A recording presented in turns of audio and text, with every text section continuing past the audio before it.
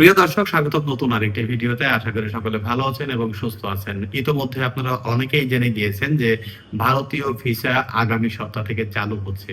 আসলে এখন যে ভিসার অংশটা চালু করা হচ্ছে বা চালু হচ্ছে যে তথ্যটি আছে, এটি শর্ত সাপেক্ষ কিনা তাই জানাবো আজকের ভিডিওতে। কথা না বাড়িয়ে চলুন মূল ভিডিওতে প্রবেশ করা যাক। প্রথমেই জানানো যাচ্ছে যে মেডিকেল ভিসা আগে থেকেই সীমিত আকারে চালু ছিল, এখন সেটাকে বর্ধিত আকারে, অর্থাৎ পূর্ণাঙ্গ রূপে যেরকম আগে আমরা মেডিকেল ভিসা চাইলেই বা আবেদন করলেই পেয়ে যেতাম, ঠিক তেমনটি হচ্ছে। অর্থাৎ মেডিকেল ভিসাটাকে পূর্ণাঙ্গভাবে ছাড়া হচ্ছে। পাশাপাশি নতুন আরেকটি ভিসা সংযুক্ত করা হচ্ছে। তবে ট্যুরিস্ট ভিসার রেকর্ডটি কি সেটি জানবো ভিডিওর পরের অংশে। দ্বিতীয় ভিসার অংশটি বলছি, সেটি হচ্ছে ব্যবসায়িক ভিসা। অর্থাৎ ব্যবসায়িক প্রয়োজনে আপনি যদি ভারতে যেতে চান তাহলে আপনি এখন ভিসার আবেদন করতে পারবেন।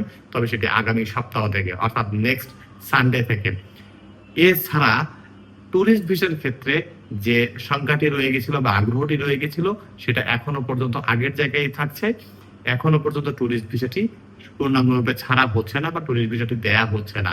কিন্তু অনেক মানুষ যারা মেডিকেল ভিসা নিতে অনেক সময় সমস্যার সম্মুখীন হচ্ছিল, সেই জায়গাটি অনেকটা সহজ হয়েছে। এবার মেডিকেল ভিসার পর্যাপ্ত পরিমাণে দেয়া হবে এবং যারা ভারতে চিকিৎসার জন্য যেতে চান তারা এখন হয়তোবা স্বাচ্ছন্দ্যে ভারতে প্রবেশ করতে পারবেন। পাশাপাশি যে ব্যবসায়িক ভিসাটি বন্ধ ছিল সেটাকে পুনরায় চালু করা হয়েছে। তবে সেই একটি কথাই বলতে হয়, ট্যুরিস্ট ভিসার জন্য আমাদেরকে আরো কিছুদিন অপেক্ষা করা লাগবে। তবে খুব শীঘ্রই আমরা ট্যুরিস্ট ভিসার ক্ষেত্রেও একটি ভালো আপডেট পাবো বলে আশা করছি। আজকের ভিডিওটি এই পর্যন্তই। এই ভিডিও সংক্রান্ত কোনো কিছু জানার থাকলে কমেন্ট বক্সে জানাতে পারেন, আমি চেষ্টা করব তার সঠিক উত্তর দেওয়ার জন্য।